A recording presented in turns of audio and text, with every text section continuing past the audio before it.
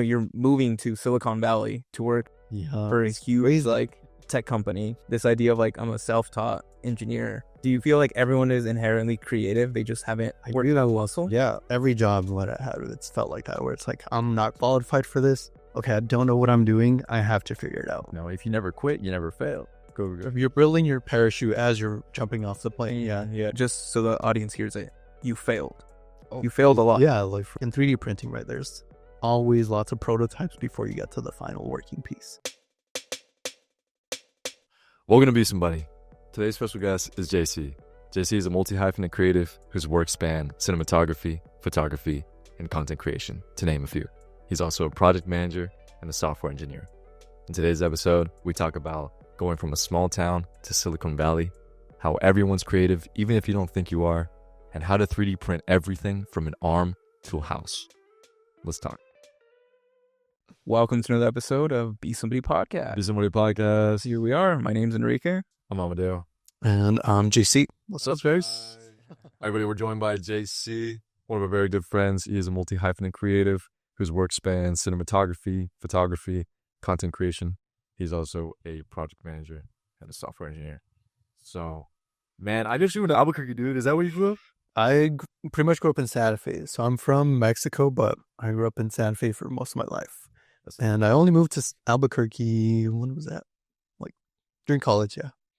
And yeah, that's how we kind of met everybody. Yeah. Did we graduate the same year, 2020?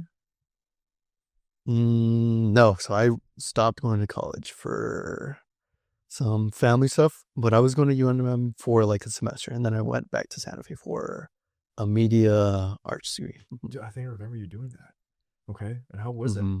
I liked it. It was like more what I wanted to do, actually. It was like I was doing computer science.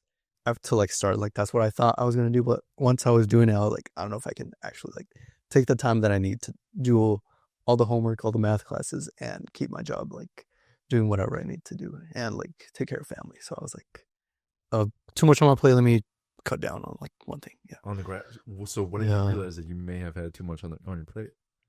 Those math classes, like I used to be really good at school, but trying to do everything just kind of like piled up. I was like, okay, I'm like letting things fall down that are important to me. So I can't risk those anymore. I gotta like cut back on the stuff that isn't as, not important, but isn't as high priority. Yeah, hyper. Yeah, because Enrique and I were talking recently about like keeping a calendar, being organized, and like knowing when to trim the fat and like optimizing. I just, what's the word for that? Optimizing your lifestyle? Yeah, just optimizing it. Yeah, for just more balance. That was a big lesson. Yep. Because yeah, dude, I mean, we've probably all been there, not only as creators but as students, as busy people. Just people in the workplace, just stacking it all up until you feel like, oh yeah, I can handle it. Until all of a sudden you can't. You fuck. But then I feel like that's when it takes like the courage to recognize that, okay, maybe I shouldn't be doing all this. Maybe it's okay that I don't do all of this. Yeah, exactly. Let me make my life easier. Right. But I feel like it's so much of kind of like to mention more about this platform is, reason JC is on is because he is very much under what we're trying to do, whether it's not necessarily, doing this specialty thing, but really much it's, surviving. It's pursuing something you're driven for and passion that you have while also living life. It's a lot harder than just, dropping everything and do it, but, living life and actually working actively towards something while trying to balance everything else. Precisely. So for those who don't know, Be Somebody is a global community of people chasing their full potential and supporting each other all along the way. And JC is one of those people, man. It's like, glad to be. Whatever you do, whatever I've done, like I see you in my comments, I see you in the likes, you're reaching out, you're like, dude, this is sick. And I've always appreciated like when we've worked on short films together and you've been holding the camera, you've been killing like visuals of everything, and we've been just all the projects that you've been a part of and your output across your travels, like around the country and around the world. It's super sick. So we've always appreciated. That's the fun part. It's like getting to connect with people like are also trying to do everything they can like within their power to Yeah, I mean that's something we talk about is a huge factor of success is having that community and having people that push you to want to get better at something, wake up, put in the work. And yeah, very much you're part of that pillar that is our, at least my community. And even though we live very much long distances from each other, and we can talk down the line about where you're currently moving to for a new project. But that's what it's all about, is having those support systems, the people that keep you going, that make you want to, yeah, just prove yourself, whether it's inspiring you or giving you that little pep talk that you need sometimes. Yeah. And I'm going to say, like, taking it back to that exact, like, theme, it has been, like, I guess you guys started, like, seeing somebody from, like, Little Santa Fe, like, make that big move, like, make that big decision, like, and, you know, try to figure out on the spot. Like, that's what's like, okay, I know that's possible because my friends did that. And, like, okay, now I have to start thinking, what can I do to, like, get myself, you know, to go out and, like, try more, even, like, just that, like, seeing that, like, came from you guys. Yeah. Damn, well, vice versa. Here, like, here we are. So I guess for me, I'm just curious. Like, I've always been fascinated towards, seeing someone where they're at. But what I'm more fascinated about and curious about is how they got there. So I always like to take it back. So, like you mentioned, we're both from the same town, even though we didn't know each other. But it's a small town. Little Santa Fe. From when you were younger, Yeah. right? Yeah, we come from a small town. Where's the school? Capital High. What Santa Fe. What about elementary school, middle school? What did I say that way back? But like, Yeah. that sounds small. You usually know this. Cesar Chavez. Okay. Ortiz. No, I didn't go Ortiz. Okay. What was the other one? So when you were like in high school, middle school, were you one of those kids that always knew what they wanted to do, or you? No idea. No, like I like school. Like I like seeing my friends, and like I would do good in school, but like I never really had like plans past like high school. Like that, I wasn't even sure like I was gonna go to college. Like what did you do when you were younger? Like, were you doing any creative stuff? Were you kind of the? I was a quiet kid. No, I was just like riding my bikes with my friends, and like I would be moving a lot. So like having like someone or people around me was kind of like, I know they're not gonna be here, but I'm gonna enjoy my time with. Right. Wasn't it like such a great time just being a kid and riding your? Yeah, I didn't have any worries. Like that was like what so much fun memories of this, riding a scooter, a bike, getting on. They used to call them like the horns of bikes, and you would like bifurcate around, like stand behind. The horns. Yeah, that's what they call. Yeah, los diablitos, los Yeah, there you palitos. go. Sounds like I missed out, man. Yeah, dude, that was with all the neighborhood kids. I was going to go do whatever you can. Yeah, before phones. Like I didn't have a phone till like senior year of high school, so I was like just showing up to my place. My His first cell phone is I was 18 years old. Yeah. And before that, it was just like my grandma's iPad and like an iPod. Right. iPods I love. Yeah. So when would you say was kind of like this switch that you started kind of having an idea of what you wanted to do? Well, part of that I also wanted to ask as well, because like, you know, you say you're the quiet kid. In my experience, I was also somewhat of the quiet kid, but loud up here inside my head all the time, thinking about daydream number 1, idea number 3, like memory number 4, whatever's going on over here, like building my world within. Mhm. Did you have this kind of like awakening, I suppose? Or just like, did you realize that, okay, now I can make things real in real life? Yeah, I used to exist in my head.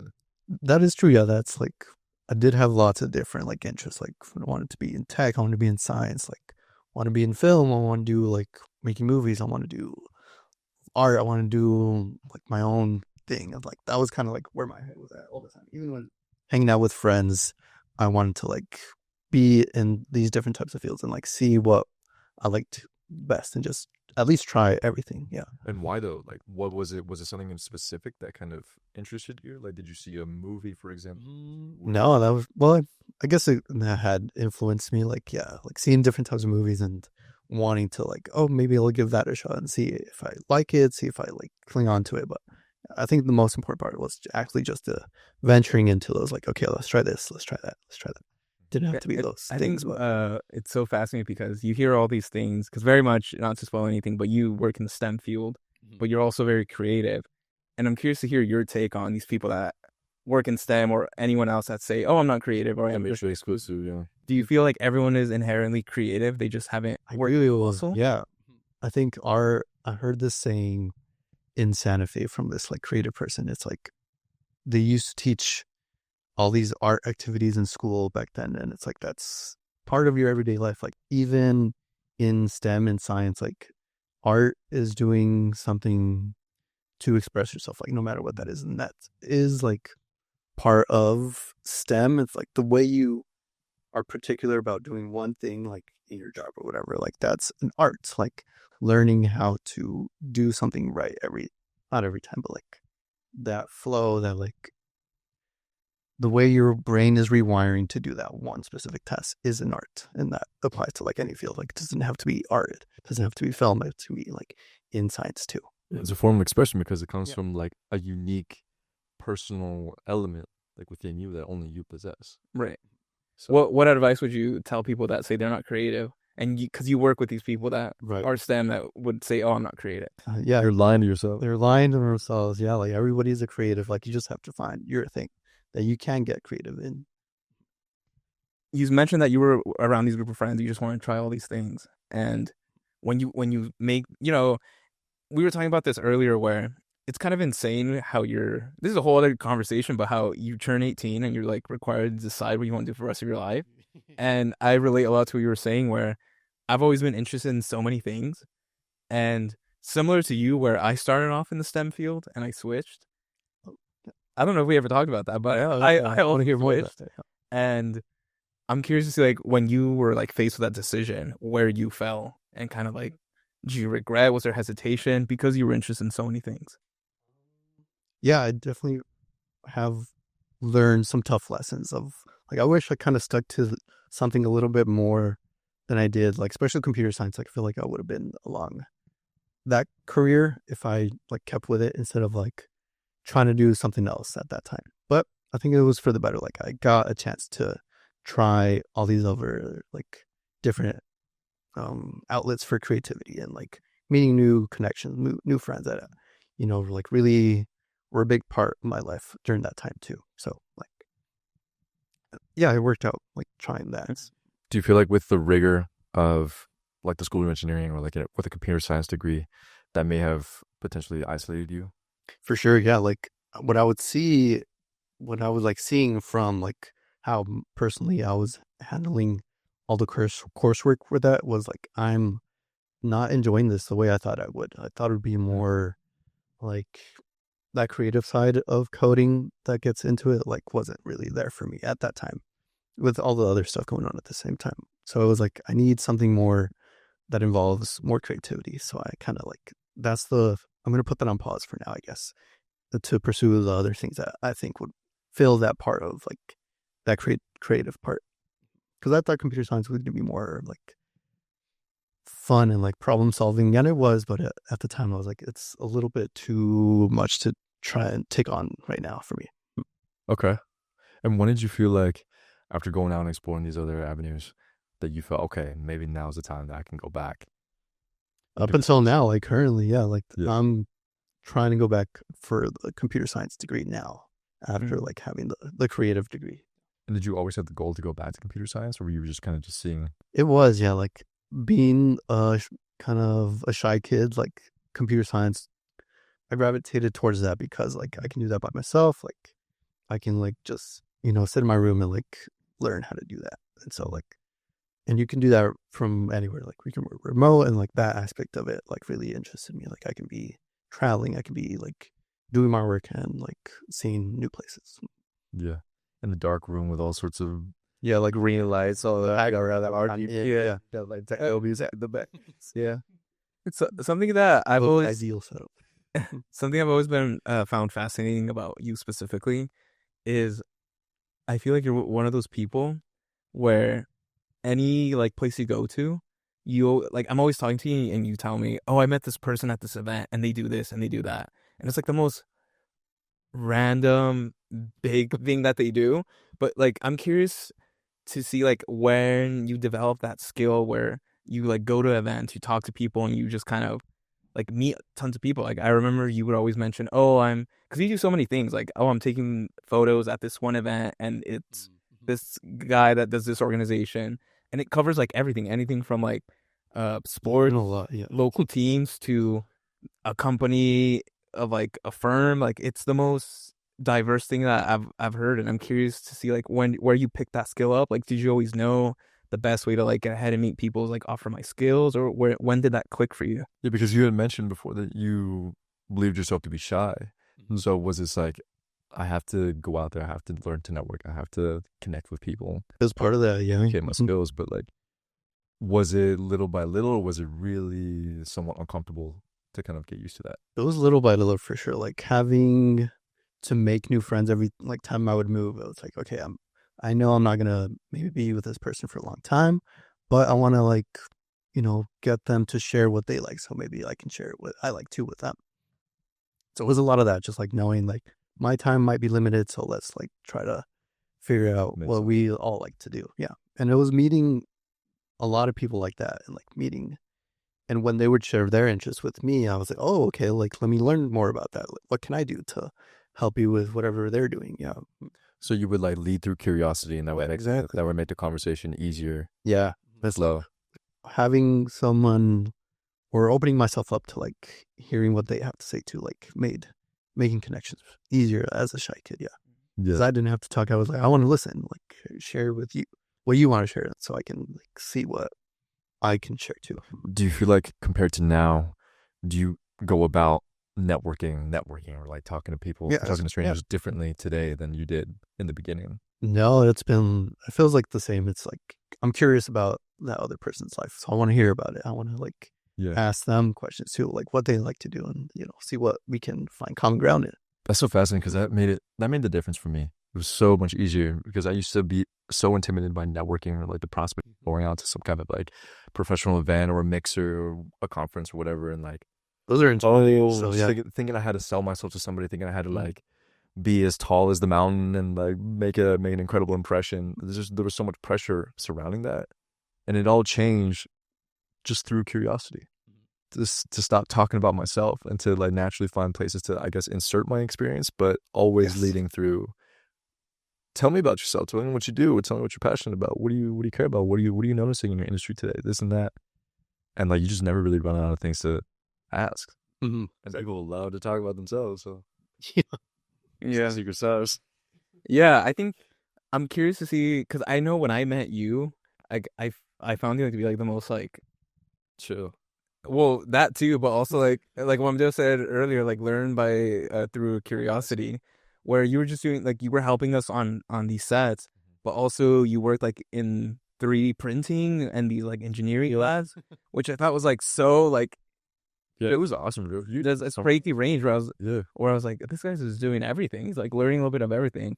But I'm curious to hear to talk, because I was always curious about 3D printing. Like That's I been don't wild, think right? I actually really even understand how 3D printing works. Like you just like hit a box and it just like a microwave just So pops out. it's so cool. Yeah. Oh my gosh. Did you ever watch like Spy Kids, the first one where they like put a little packet and they put the timer and then the McDonald's meals come? Basically, yep. Is that like what printing 3D Resolve that like in Terminator where it's like building from the ground up. It's like Right. yeah. So my career in STEM started with kind of 3D printing, and there was like this. I actually started in media arts. Was like the 3D modeling. That was like a class that I took that I really like gravitated toward, because I was like, okay, maybe I'll be an animator. I'll learn the 3D printing to use in movies. But then kind of like an opportunity came up for educator for 3D printing at the college that I was like taking my classes, and like I never really saw myself as a teacher, but later on, like I ended up being like an educator in STEM. But yeah, for that job that I was doing 3D printing, it was like, I like doing this. I want to share that with others to see what they can create too, like using those skills that I learned. And yeah, it started with a teacher educator position at the college. I was teaching like retirees how to build their like dream houses. Like they want to design their houses in 3D and like 3D print like a miniature version of their houses that they envision, or helping students just like create little animations too. And I was like, well, there's so much range with that you can use that forever. And I then kind of had another opportunity to work at a metal 3D printing lab where they make like car parts or like airplane parts for like huge. What's the craziest thing you 3D printed? Like the most random, insane. Like there's a lot. Oh my gosh, there's a lot. This makes me nervous. I think the coolest thing I've seen for sure are like these. It's like a part for a jet for airplanes. Seeing that 3D printed is like, this is how that works. So a metal 3D printer is like the size of a room. It has like a big old refrigerator size fan, and the actual 3D printer is like the size of like 4 ovens put together. And there's like powder under there, and a laser like shoots down and welds the powder together, and then like wipes off layer by layer and it building up like that. So yeah, like that's what I'm saying. It's like seeing how stuff works like that is like people do this. Like people took their time to like learn the physics of that, to build this machine, to build these parts, and it just seeing how all that people's curiosity can get to that level is insane. Yeah. Do you think there's a world where AI takes over and then it just starts training you? Oh my gosh, I'm ready for it. Getting like all these things. I want to be on the backside of that. Yes, I want to make that happen. But like, as in they overtake us and we're just done. I'm trying to make that happen. Okay, there's 2 sides here to the war. Yeah, we got the oppressor. I'm tired of being on the other side. So, okay, so I mean, before involving AI in the conversation, where do you see, or maybe AI is already a part of the conversation, where do you see the current state of 3D printing across applications? Like, industrial, there's all translate, agricultural, residential, commercial, anything, man. I see it for sure as like a tool, just like paper and pencil. It's like when you have those and you know how to use those, like those technologies, it's like limitless what you can do. Like, yeah, there's people that are gonna, make guns with it. People that are gonna make stuff for whatever things they want to do, but there are also like good uses for it. Same thing with AI, of course. I see technology as like it's better to learn how to use it. So So we have you. yeah. So it's easier, yeah. Mm-hmm. Okay. So I was also thinking, because I saw a 3D print house. Yeah, I thought it was crazy. That was ugly. That was terrible. But it's the start. Sounds like What did that mean though? It's a 3D house. So it's like Adobe. Yeah, it's like there's these huge rails, right, like around the plot of land, and they're like putting in the Adobe or whatever mixture, and it's just putting layer by layer, building up a house all the way around. Mm-hmm. But like, I'm assuming that's like not more like cost-free, efficient than just building a normal house. I don't know, maybe a little bit at this point. Maybe in the future, yeah, because it's still so expensive. 3D printing is ridiculously expensive. You're like paying for the material and then the machine. So it's right. Yeah, I can't even imagine how much that metal printer was. Well, yeah, that's insane.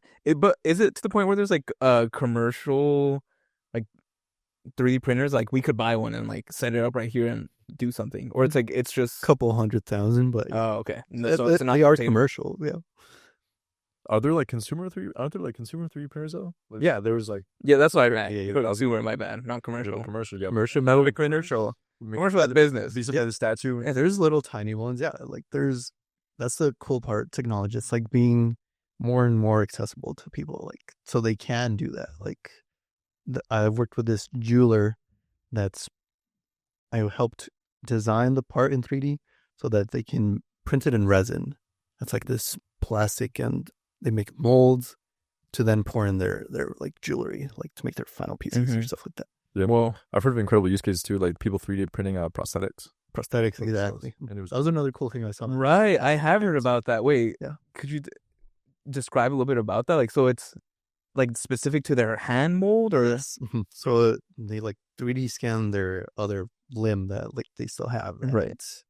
Yeah, they just put in the measurements into their computers. They make like the mirror version of it, right, so that they can 3D print.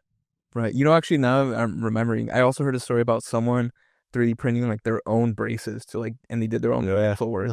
Scan. So like that's another part of it. It's like in medical and like dental. It's that talk about like DIY. Like that's the most DIY little thing you can think of. It's like a piece of paper and like pencil. Like what you can think of is what you can print.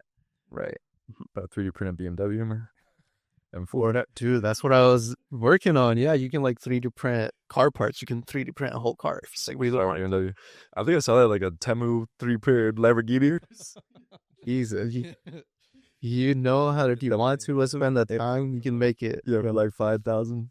Yep. So I'm curious to hear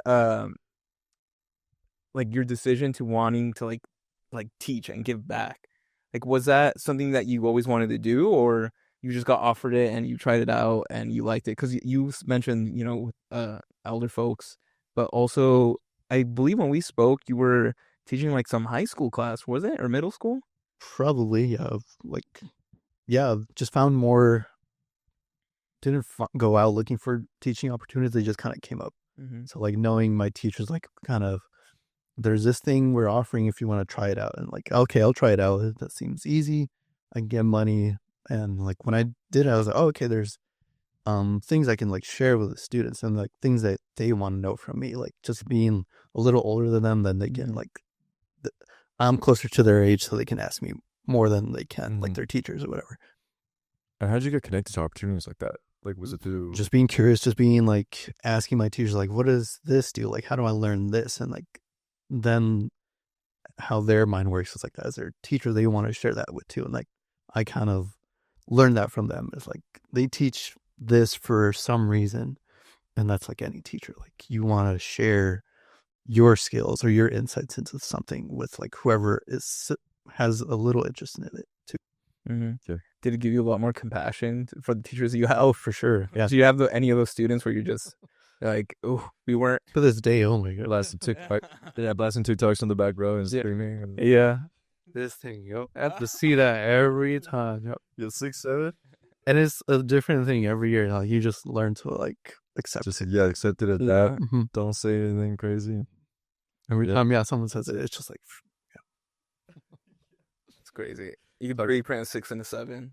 I did. Yep. Oh, you did. Yeah, that's students teaching that skill to littles is like the start of their creative process, right? Like they have the idea that they think it's funny. It's like, sure, let's make it happen. And that's when they like can start learning how to build like cars or whatever. Well, how do you feel when you can see in a kid's eyes that light bulb moment? Yeah, that's exactly what it's like, a light turning on in their head, like, oh, I can build this. Like once they like figure out how to do their 6, 7, or whatever, I can actually build it. Because they got there, so they got there because of you. And how does that make you feel? I don't like to take credit. Like I like being that spark, and like someone's like, oh, that I can like translate what I just learned into making that, or use those skills to, keep building my own skills. Like that's what I like to see. Like, I like seeing the students like move to the next step without my help. Like I'll show them like the tools and the techniques, and then they can take their creativity to whatever heights they want to do. But so essentially, like, just as much as you're talking about how you're teaching this skill, like so much of what you're teaching, you kind of learned by yourself, just by talking to people and self-taught. Because I know, like we mentioned, you do so many different things. Like, what has been that like grit or like creative drive for you to, one, be interested in something, and two, actually like go out and learn how to do it?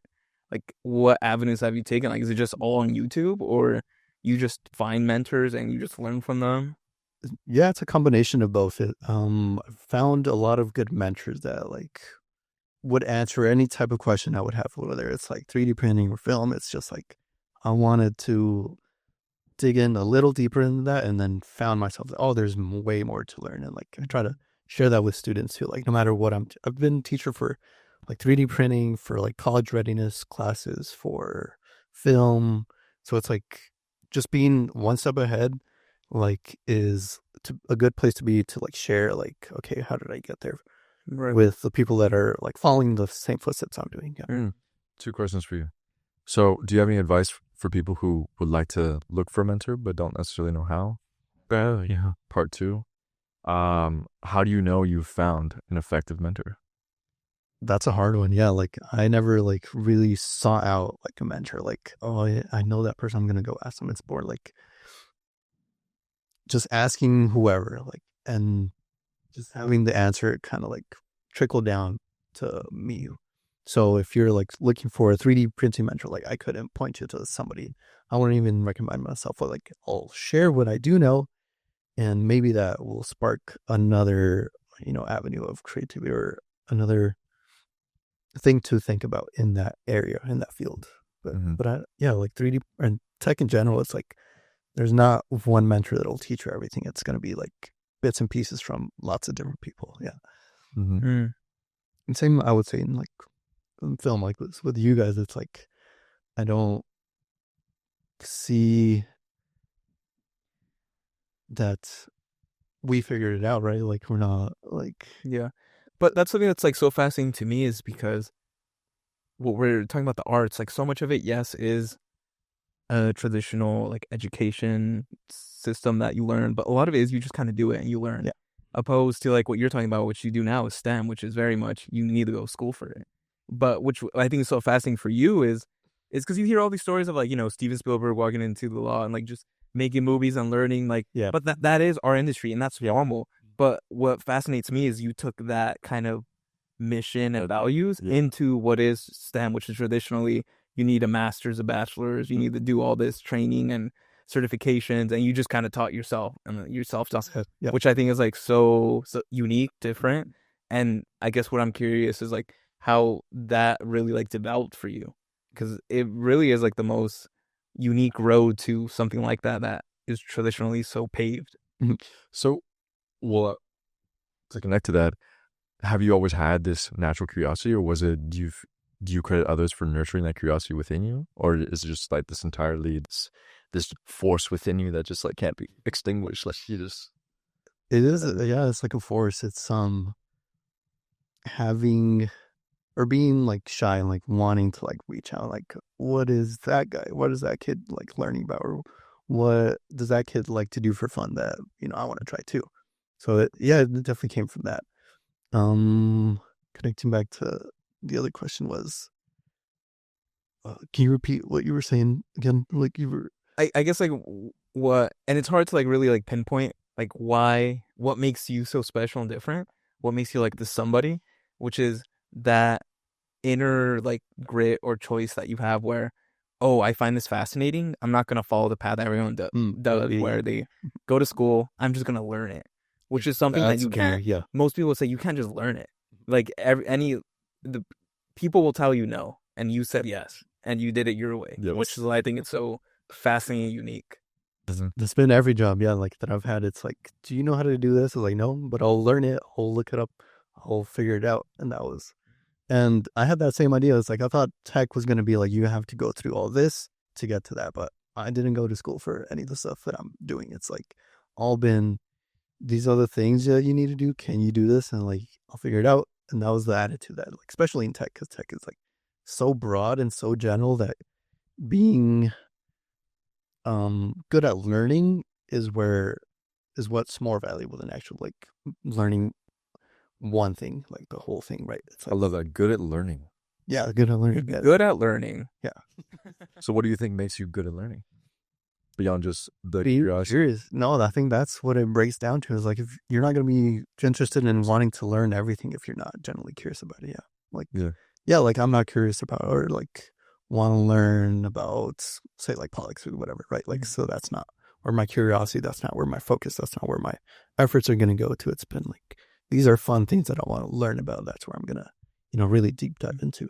So, well, what I'm trying to say, just because we mentioned you growing up, so all of that, to tie it to like a deeper thing when you were younger, do you think it all stems from being around all these friends when you were younger and they were all interested in so many things and you were just curious? Do you think that's what drives all this? The opposite of like not having a lot of people to like go to and like share stuff that I'm interested in. Is like, there's that one person that seems cool, let's try to connect. And if it wasn't, like, okay, let's try someone else. So accepting the fail and pick up and do something else and mixing that with the curiosity. So like, regardless of the fact that you felt that you were shy, and were you ever afraid of judgment? Were you ever afraid? Oh, for sure. Yeah. Like like even like you guys, like I would see you hanging with Andy. It's like, oh, I don't know if like I'm cool enough to go talk to them. Like, but when Andy, they'll probably stop. Oh yeah. No. Yeah, no, I kind of like let things happen. Like I wouldn't go out of my way to like try to be friends with somebody. Like if they want to hang out, cool. Like that's all, like I'm all for it. But yeah, like I wouldn't have imagined myself like going like, hey, can like I go hang out with you guys, like do whatever. But you still felt within you, was like, it's important to me to find out this information, to figure this out. And like, I'm going to let this curiosity trump this nervousness, this shyness. I'm not going to let it hold me back. Yeah. There you go, man. The power of curiosity. The power of learning. Yeah. I want to take it back to, you were saying that like STEM requires like a degree. Is like, I didn't go to school for any of the stuff I was doing. It was like more of just connecting with a person that I knew was already doing it. Like, hey, like, how did you learn how to do that? Is that something I can learn how to do? And that's really how like I've gotten to try all those different things. It's like, I love that, bro. Because it's talking about the network of enthusiasm, the networking that we always preach. To connect, that you find good people that you trust, that want to see you win. It's not just gatekeeping or like, oh, well, I did it this way, so like I'm not gonna let you do it this other way because that's gonna make me seem smaller, or that's gonna make my efforts feel like invalidated. That's lame.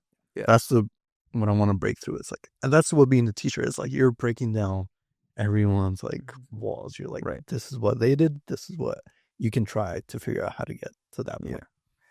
And you have broken it, and we don't have to like talk too much about it. But you're moving to Silicon Valley to work for a huge crazy. like tech company, and you did it is what I'm trying to say, which is one immensely insane to do. It's give it your background, describing where you're from, and this idea of like I'm a self-taught engineer, moving to work with one of the top companies in Silicon Valley. Therefore, the world.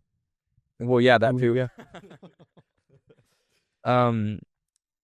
I had one thought I wanted to loop back before we completely move to like the present, but I'm curious to hear like how you deal with imposter syndrome, given that we're talking about this. What you were talking about, how you're intimidated by us, not that you should be or anything, but like given to you're in these spaces that I'm talking. My coworker worked 4 years at this other company. He studies his whole life for this. I learned on YouTube last night, I'm not like literally the night before that. Well, it's been having that kind of like, just because I'm just here. Just because you didn't have that conventional experience, have you ever felt like you didn't belong? For sure. That's every job that I had. It's felt like that, where it's like, I'm not qualified for this. And so having that like feeling of like, I need to learn it so that I can like just even do it has been like what kept me going. Like, that's what, okay, I don't know what I'm doing. I have to figure it out. Like, I was like sink or swim, like at that point. Yeah. Has it ever put you in a tough spot though, where you feel maybe overwhelmed and anxious? For sure. Like, that's everything. Like, having that feeling of sink or swim, it's like, okay, I am feeling so anxious that I need to figure out like that one thing and like put everything else, all the other problems aside to like get that figured out first. Like, how were you able to push past those feelings in a way that's like sustainable and like healthy? It's just trying new things every time. Like, okay, that putting that thing aside didn't work. I can't do that again. I'm gonna, have that lesson to remember all the time. But just so the audience hears it, you failed. You failed a lot. Yeah, like for sure. Like or like in 3D printing, right? There's always lots of prototypes before you get to the final working piece. Same with tech, same with learning or teaching. It's like, that way of teaching that thing to that student didn't work. I'm not going to keep doing that. I'm going to try something else with that same student, or try a different way with that other student to find what clicks. It's just trying all the things and failing and like keep trying it till it, get further along. Right. Yeah, no, I just want to address so people know. Yeah, there's a lot of knowing where you're at now. It's not just, my life is perfect. I learned this skill and I looked it up on YouTube and I'm chilling. Now I'm it up on Valley for sure. Yeah. No, it's a process, it's a journey, and it's a lot of downs, but it's just up and down. But it's for sure. But it's that discipline. It's that you push through. It's that persistence. Mm-hmm. It's definitely been times where like especially this year, this been a roller coaster of just like been at my brokest, been at like just riding these waves to like try to, but that's the thing. It's like, okay, it's not working right now. I've got to like keep at it. Like, that's that determination, or like that discipline. Just like, all right, got to keep at it. Yeah. And then adaptability.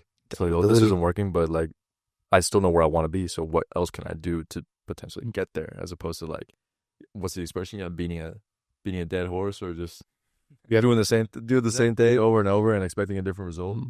And even not knowing like where I want, I never like imagined myself being where I'm doing now.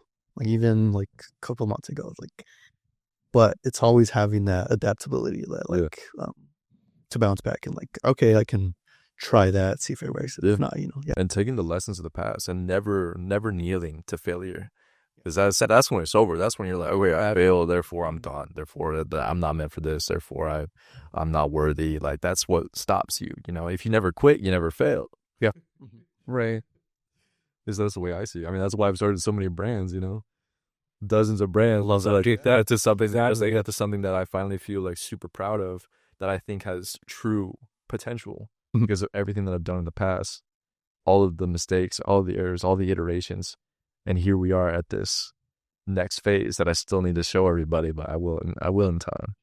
But it's just like, And that's what I liked about like having friends like that too. It's like, okay, they've tried that and they kept going. Like they have to, keep figuring out every single day. Like that's same thing. I'm like, that's a lesson that I learned from like everybody in my circle. Like they tried different things in like film or like branding and like different things, but that same lesson applies to whatever I'm trying to do too. So everything you've told us, like I mentioned before, has led to this big move that you're making to this whole new state, to work in this crazy job. But how does it feel given your journey? Like lots of people have spoken, oh, they make the Hollywood move or they move to Los Angeles from across the country, but moving to Silicon Valley, like the heart of tech, of everything. That's insane. How do you feel like making that move? That's such a huge transition. It still hasn't kicked in yet. Like for the last couple of weeks, it's just been like prepping one thing to get here. Like I didn't know that I was going to be doing this a month ago. Like my homie called me up like, hey, can you do this? Can you do an interview? They liked me. They're like, all right, here's the offer. Like, but it's been like just go, go, go, go, go. So I'm looking forward to just learning and hanging out and taking everything in and like having that time to like relax and then think about all the journey to get to that point. Right. yeah, being a sponge. Being a sponge, yeah. Yeah, Like learning life like a sponge. Working with everybody there is going to be like insane. Yeah. That's gonna be a nice level. Mm-hmm. That's so sick, dude. Congratulations, man. Once again. Crazy. That's a huge milestone. So I'm excited to hear more about like, your experience over there, your journey, like what you see. And also, I don't know if the experience is what you thought. Yeah. And it could be like, oh, this ain't for me. Like I'll try something else. Like, Or it's the same that. thing. Or like, I'm exactly where I need to be. I'm in my element. And I'm excited for the next thing. So far this new year. I like how you said it. It's going to be like a sponge. Like, yeah, that's what like the hopes and dreams is to like learn from all these people that are going to be like so much smarter than me. Like trying to at least learn a little one thing from everybody there. Yeah, it sounds like you were born a sponge, bro. Yeah. Me too. I mean, I like to think about that as well. It was just like one of my, I guess, top qualities that I was proud of when I was a kid was just this unlimited curiosity. Nosiness. Now, it's like I'm nosy. But I just, what can I learn? What can I gather? What can I just take from this and keep it in my little pocket? Or I don't know, something just like carry it with me moving forward into the future. Yeah, those little lessons will add up to whatever. It just contributes to the well-rounded human being that I wish to be. Mm-hmm. So, yeah, dude, that's super inspiring. Yeah. Live like a sponge.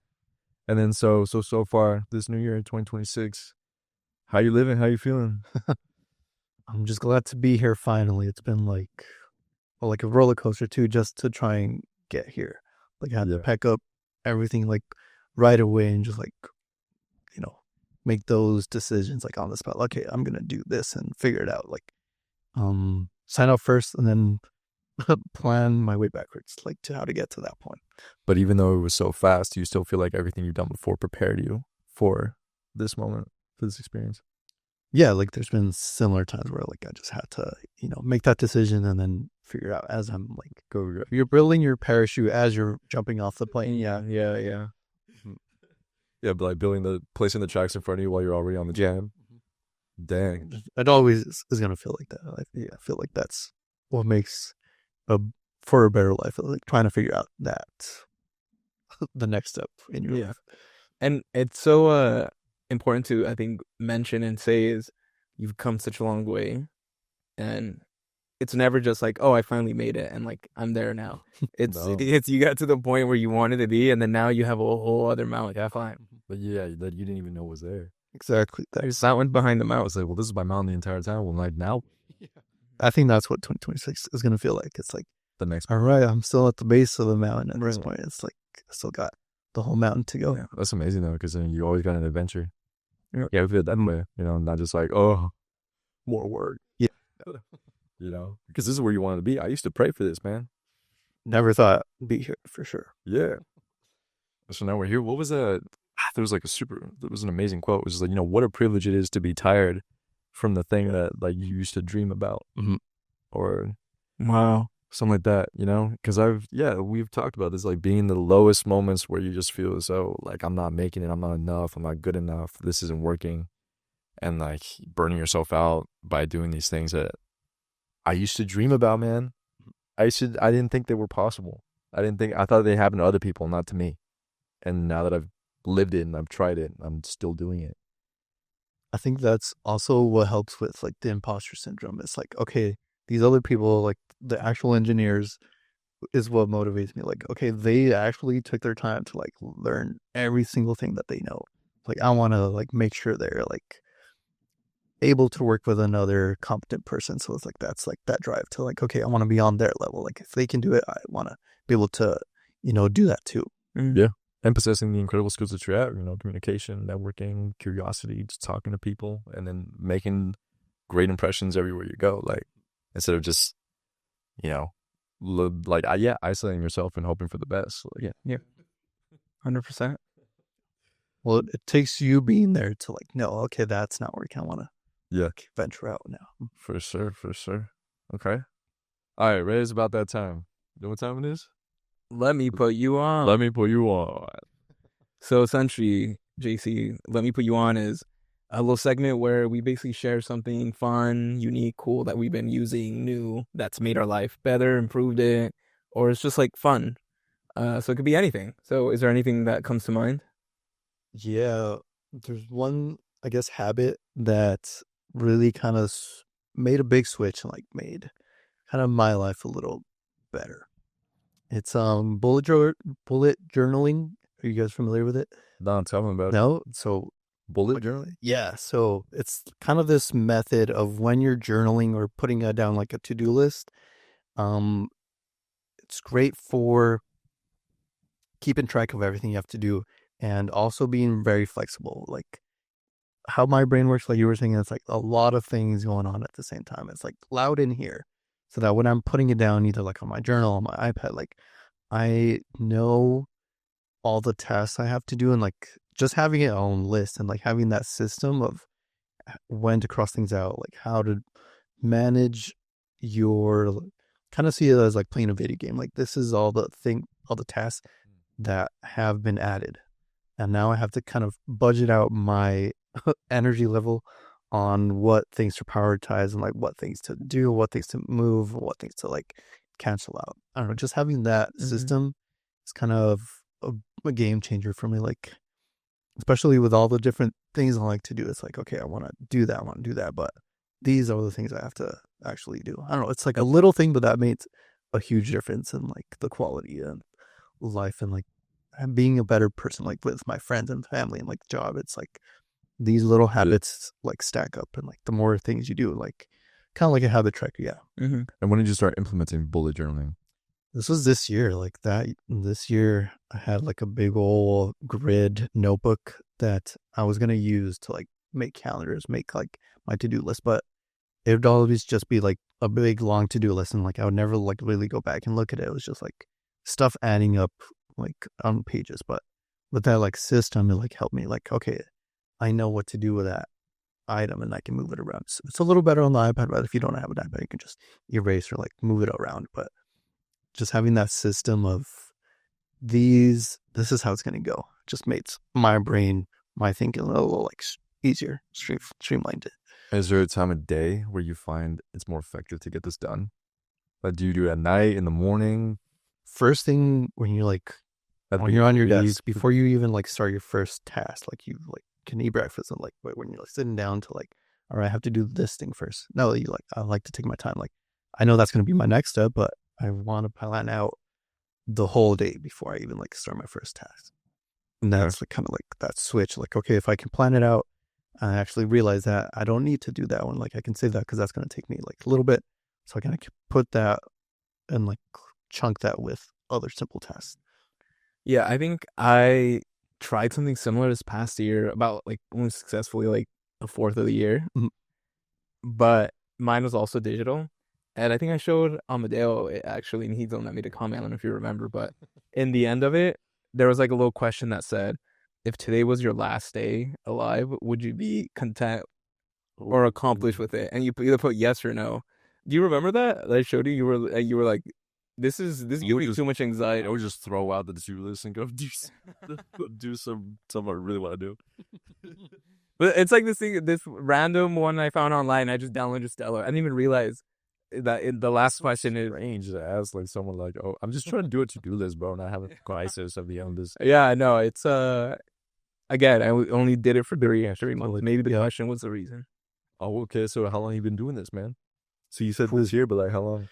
I think like just a couple months. I started it like just to keep track of, because I've tried like different like templates. Like, okay, that journal, like you can buy journals from Bullet Journal, like that kind of have different topics. Like they have one for shout out Bullet Journal. Oh, it's a brand? It's a brand, yeah. What was out there? I was like, It's a technique, but they kind of like develop it into these like products. But it's just like a journal, whatever, that you can do in any journal or like any digital device. how long have you been doing this? Oh, how long? So it's a few months, but like Just discovered months, yeah. and it actually making a difference. A huge difference, like, yeah, like having everything listed out and like taking that time to list everything out, you can realize like, okay, that's not actually as important as I initially thought. And like, doesn't need to get done right away. I can actually, set that off for another time or like a better time. Like this will be the time to do it actually. Okay. That's pretty cool to see everything kind of like, if it makes it simpler to just lay things out, that's nice, because I definitely get so overwhelmed by just like, okay, what do I have to do? Everything I have to do. I don't know what I'm able to do with any of it. And I'll just like, I don't know, crash. Yeah. Like before, like this year, like when it first started, it was just like some random piece of paper or like little sticky notes everywhere. And like, those just get thrown away, or like, I don't know where I put that. I don't remember what it said. Like, but having that one journal, like that one page, just really makes that your like second brain, pretty much. Right. Yep. Well, Bullet Journal. Bullet Journal, check them out. Well, not sponsored, by the way. I didn't even know it was a brand. That's a quiz stuff. Check them out. Yeah. Check that out. Okay. You want to hit it next? I feel like I should go last. Okay. All right, let me put you on. Let me put you on. Bro, this is also not sponsored. Nomorobo. What's Nomorobo? Nomorobo. So it's an app, man. I've been, for the last year more, I've been bothered consistently, frequently by robot calls. BS, like spam, complete just scam calls, and like you'll answer and just be some like disembodied voice, like saying something about like an extended warranty, or like your insurance is about to expire, or like I don't know, we have your family and we're gonna take, I don't know, that's some crazy stuff, man. And as someone who's been using the internet for 20 years, What? Stuff for your life, my entire life, I've maybe I put my email and also my phone number, and I was all signed up for services that have had data breaches, and then my information is stolen, and now it's on the dark web. That's for sure circulating all around in the purple haze of the dark web. And so, yeah, man, like people got my number, and I get all sorts of just strange notifications, phone calls, text messages. I'm sick of it, man. And it's just so distracting when like you're expecting, I'm someone who gets kind of jumpy and anxious when it comes to phone calls. And if I'm getting that all the time, it throws me off, man. Do you picture the guy from Scary Movie just calling from Scream, just being like, look out your window. The call is coming from inside the house. Yeah. Then turn around. Yeah. I don't know, man. It's just like, I don't need to think about that. Like, I want to make space for my friends and for my family and for genuinely legitimate, important calls. Whatever that might be, like an employer or I don't know, your doctor, whatever it might be, So I found out about Nomorobo, and the reason why I picked it was because it's privacy first. So it doesn't like upload your contacts and it stores them on the cloud. It doesn't do anything kind of off device. It mostly just works with permissions on your device itself, and it keeps them there. And anything that you don't want to share with them, you don't need to. Obviously, like there are some essential functions, like you gotta like kind of let them take over your phone, like phone screening, if you want that enabled. The newer iPhones have that enabled, but I have an older phone, so I don't have that by default. They let me, they were able to take over, and now they can screen my calls. So whenever someone calls me, that's an unknown, not unrecognized number, they got to pass through the screener. Where it's just like, if you're a human, press 1. And then, it might be annoying for somebody to have to go through an extra step, but all of those robots, all of the scam, all of the pre-recorded messages, they're gone. Yeah. They're just silenced. Huh. And so, yeah, I went from getting buzzed nonstop, like every 5 minutes, My phone, to just stillness, man. You want to hear a hot take? Yeah. I actually kind of enjoy spam calls. What? I love getting a call and like it's some guy being like, "Hey, I actually got one the other day. I was like, "Hey, is your roof due for an inspection?" And I'm just like, Yeah. "Hey, man, in this economy, who owns a house? I don't own a house. Like, I love just like throwing my problems at this random caller and just seeing what they say." And there's this one guy I spoke to, like, this was like 3 weeks ago, where he was like, "Hey, it's like veteran services or whatever." And I'm like, "I'm not a veteran, but I appreciate the call." And then he goes, "Hey, man, are you looking for a job by any chance? Like, we're recruiting." Like, I love how tactical they are, and they just switch topics, and it's just like, I'm the type of guy also that just like, will talk to anyone. Do you want to be a veteran? Yeah. I'm signing up for the services right there. It's like, I'll show up at your address. Like, let me know where you live, and I'll show up at the table, and like, table work. All like, we'll get you out there, man. I don't know, dude. I just don't like that. I think it's freaky, and I think sometimes they really overstep. Also, like I said, my stuff has been stolen on the dark web 100%. Like, Definitely. People definitely have access to like previous addresses, my current phone number. Just in general, like that's accessible. You can look that up in general. It's not like dark web. Like there's a U.S. like phone books. Like there's a virtual version of that where you can see addresses and stuff. It's not all illegitimate, but sometimes you just get like, I don't know, dude. My dad, for example, he got a horrific call. Because I want to put him on to this, honestly. I was just telling him, like, this family plan? Like, okay, dude, let's all family plan. Nomorobo.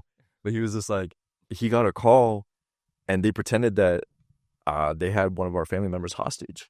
It's like, I have your family member right here. Well, that's more than a spam call, dude. It's like, if you don't send us $10,000 worth of Bitcoin, like, you'll never. What's the Bitcoin? You'll never talk to them again. You'll never see them again. Mm-hmm. He was just like, AI voice, dude. Hung up. Wow. Because he likes to entertain those calls. I don't, man. Peace and quiet, man. That's understandable. And it's not too bad. It's like $5 a month. Yeah. And that's worth peace of mind in this Reddit world, right? Well, let me put you on, it's completely different to what yours were. So, JC and I and Amadeo all have wavy hair. And I've always put on normal beanies. And every time I put on a normal beanie made out of cotton, it just like destroys your hair. It makes it all like staticky, makes it like stand up. Yep. And I recently saw they sell these beanies that are in the insides like made of silk. Yeah, silky satin. Game changer completely. Yeah. So that's it. Keep your curls with some silky inside, cotton outside beanies. Because I was also thinking about this before JC showed up. I was just like, should I say leave-in conditioner as my let me put you on? Yeah. Loki, that changed my game, because before I moved to LA, my hair was damaged. It was frizzy. It was dry. It was just like not hitting, Right. And then, of course, you move out here, but you're by the coast. The humidity is so much better. So 100%. That does wonders for your locks. But there was also some additional steps that I could have been taking that I was never aware of until I learned, for someone with thick, curly hair, right? You need moisture, man. For sure. I mean, in general, like we originally from the desert, and in general, it's just like I don't think I really realized how. I was gonna say deserty. That's not a word. Dusty. How bad the desert is, but when you go back and visit, like your lips get chapped. Like I was always used to just put on chat. Like I never realized it's because it's so just dry there. And my hair completely changed when I moved here. Like everything. Yep. I'm a new person. As soon as I hop off the plane, I gotta get back home with my parents. And, right. Just start drinking water like every 5 minutes, because if not, you'll be suffering. You'll be looking like SpongeBob. Oh, yeah, it's not SpongeBob. So when he doesn't have that water. Yeah, that's the SpongeBob movie. Well, you heard it here. That's what I felt for you. I would have drink water. Those silky beanies would have been nice. I had like long hair, like braids, and those would have been so sweet. Yeah, because I've always liked beanies, the idea of beanies, but I've never. Like I didn't wear beanies. Yeah. Well, everything's changed. Everything's changed with We're satin living in a new world. headwear. New tech right there. New Dude, tech. a satin. Why stop there? Satin pillowcase. Yeah, I have one too. That's another. You can see other Yeah. mine. I feel like these are all like common things for people that care about their hair. We're out here learning about them. Whoa. Man, it's changed. Yeah, we stopped using the 7-in-1 shampoo, conditioner, body wash, like 7-in-1. toothpaste. The all-in-one, bro. Now I got that separate shampoo and conditioner. I don't be shampooing You everything. made it. You made it. Dude, 7-in-1. I'm becoming the guy I was meant to be, man. Little by little, bro. Oh my God. So it starts with that. All right, let me put you on. Let me put you on. JC, it's been a pleasure. But before we wrap things up, we got a few more questions to ask you. Yeah, let's see. All right, we're going to hit you with the first one. All right, JC, what doesn't scare you anymore? Ooh. I think meeting new people, like that was always kind of like the hardest thing about like, especially in the creative world, like the creative people are like just so in their own world that like they make their art to share. So it's like, that's something that kind of like doesn't scare me anymore, is asking people about their art. Like they're making that for a reason. Like, so I want to like make it a habit to like always ask people like about their art too now. Mm-hmm. So second question is, what's something or someone that has changed your life for the better? Someone Or something. Or something. something. Okay, so someone that changed my life, has continued to like change my life, like has been my friend. I won't name him, but this guy has put me on to kind of expecting more of yourself, expecting more from myself. Like he and I were neighbors when we grew up, and just kind of seeing how he put himself in those tough situations, like in school, figuring out work and like figuring out that he needed to learn specific skills to do what he does. And then just seeing that from someone like close to me kind of inspired me to like do that of myself too. Like he's the one that put me onto like jobs, like having those opportunities come up and like, okay, I've seen him do it. I know it's possible. Now I need to figure that out for myself too. So like having that person in my life has like really made a big impact on my life. Nice. Question number 3. If you could say anything to your younger self, what would that be? I gotta keep going back to the journal. Like that's something I would tell my younger self. Like we've always had those agendas, right? Like in school, like where you like write down your like homework and stuff. But that's changed my life completely. Like having that be your second brain. So those tasks that are spread out everywhere, like different people, having that all in one place, like just helps you clear your mind and like be able to focus, be able to like use all your energy resources to figure out one problem at a time instead of storing those things in your head and try to remember that all the time. It's like you can offload those. It's like a storage for your brain. It's like there's all the things there's where I go to figure out what my next thing is to do. That leaves all your head space to figure out what you need to do at that moment. That's something I would tell myself. If I knew that earlier on, I would have, been able to focus on one thing instead of trying to take on as many things as I can and like letting things slip that like it's falling through the cracks. Yeah. You'd be like, you got to get a second brain, little bro. Yeah. Do that. Yeah. Hell yeah, man. Well, again, JC, thank you so much for coming by and talking. Again, you're a key pillar in the community, in our community. So this won't be the last time JC swings by. And yeah, we're excited to hear, whenever we have you down the line, how Silicon Valley is treating you. Yeah, man. Once again, huge congrats. That's amazing. So glad to hear. So glad to catch up with you, dude. It's been a little while since we've seen each other, but nah, man, it's always a pleasure. So I appreciate you taking the time to join us on today's episode. Anytime, guys. Yeah. Cool. Yeah, man. All right, y'all. Well, thanks for another episode. We'll catch you on the next one. This is the Beast and Buddy podcast. My name is Amadeo. My name's Enrique. And I'm JC. Catch you on the next one.